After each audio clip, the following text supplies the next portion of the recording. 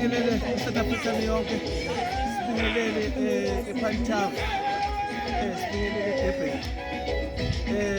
Siyabonga kakhulu la sikhona khona futhi sisondelene nodokotela u-2+2. Sithi siyabonga kakhulu phezu komcimbi okhona la sikhona khona kule ndawo nami engayazi kahle, kodwa ke ngizwile nami bayisho ukuthi ngiyakhohlwa ngoba mina ngisuka le phasi komhlaba uyalingana. Siney'nsizwa sinodokotela la abakhona ndlela zonke. Sinodokotela laphana uMajazi, uMajazi oyincele, umsebenzi omkhulu. Yebo baba. Bese siza lapha siza nensizwa la uZaneva ngini. Hayi size enkulu kaMaskandi eyangithinta manje khona la ngithinta khona manje ishaya lento yayo. Sikhuluma ngomamgenge. Hayi ngiyajabula kakhulu.